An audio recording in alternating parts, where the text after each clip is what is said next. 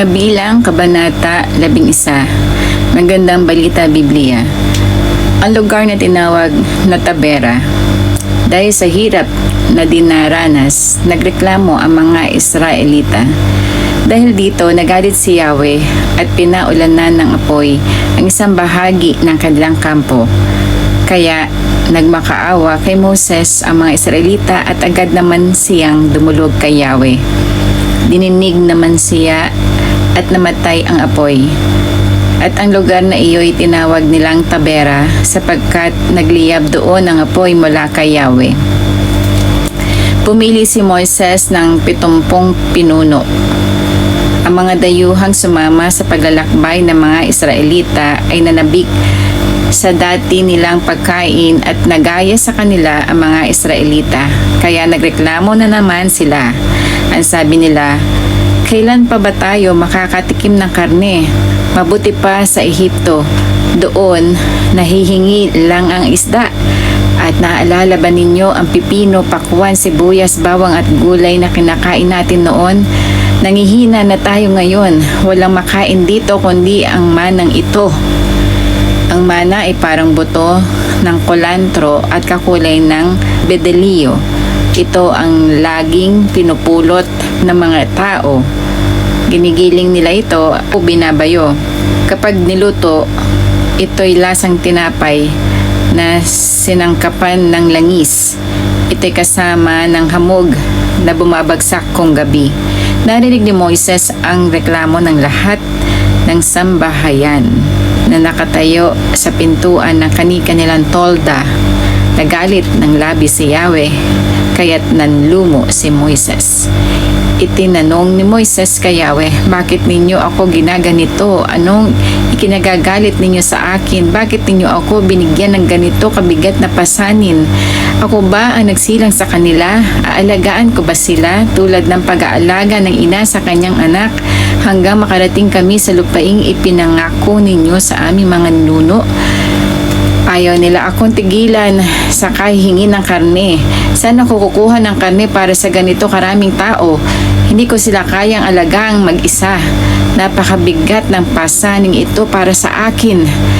Kung ganito rin lamang ang gagawin ninyo sa akin, mabuti pa'y mamatay na ako ngayon din kaysa maghirap ng matagal." Dahil dito, sinabi ni Yahweh kay Moses, "Pumili ka ng 70 matatandang pinuno sa Israel, iyong mga kinikilala ng kanilang lipi at isama mo sa toldang tipanan. Pagdating ninyo roon, bababa ako at magipag-usap sa inyo. Babahaginan ko sila ng espiritong binigay ko sa iyo upang makatulong mo sila. Sabihin mo naman sa buong bayan na ihanda nila ang kanilang mga sarili sapagkat bukas ay makakakain na sila ng karne." Nagrereklamo na naman sila. Itinatanong nila kung kailan pa sila makakatikim ng karne. Sinabi pang mabuti pa sa Ehipto at marami silang pagkain. Kaya bukas, ibibigay ko sa kanila ang pagkain gusto nila. Hindi lamang para sa 1, 2, 5, 10, 20 araw ang ibibigay ko sa kanila, kundi para sa isang buong buwan. Laging ito ang kakainin nila hanggang sa magsawa sila at magkandasuka sa pagkain nito sapagkat itinakwil nila ako at sinabi pa nila mabuti pang hindi na sila umalis sa Ehipto. Sumagot si Moses, "Lahat ng kasama ko'y 600,000 at sinasabi mong bibigyan mo sila ng karne para sa isang buong buwan?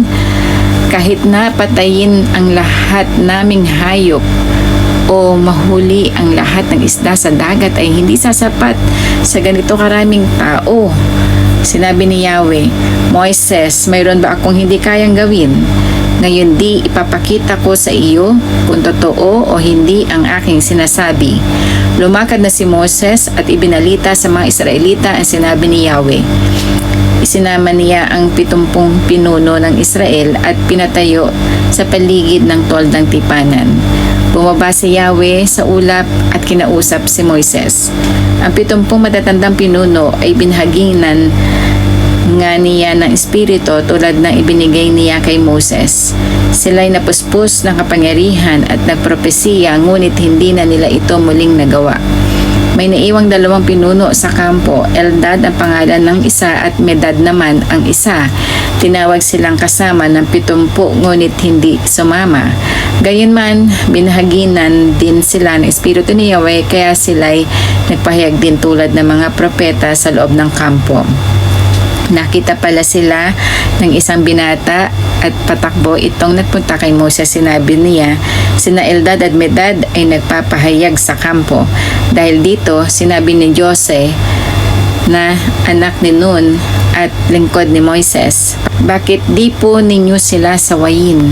Ngunit sabi ni Moises, nangangamba ka bang ako'y mababawasan ng karangalan?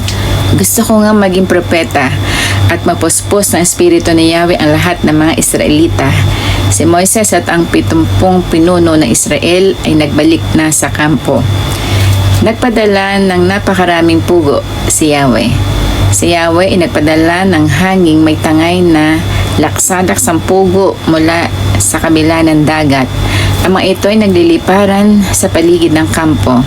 1 metro lang ang taas ng kanilang lipad mula sa lupa at ang lawak ay 1 araw na lakarin sa kabi-kabilang kampo. Lumabas ng kampo ang mga Israelita at nanghuli ng pugo. Hanggang kinabukasan, ang pinakakaunting nahuli ng isang tao ay aabot sa 10 malalaking sisidlan. Ang mga ito ay ibinilad nila sa paligid ng kampo. Ngunit bago pa lamang nila ito kinakagat, ibinuhusan ni Yahweh ang kanyang galit sa mga Israelita at siya nagpadala ng isang kakilakilabot na salot. Ang lugar na iyon ay tinawag na Kibrot Hatava sapagkat doon nalibing ang mga taong naging hayok sa karne. Mula roon, nagpatuloy sila ng paglalakbay hanggang sa Hazeroth.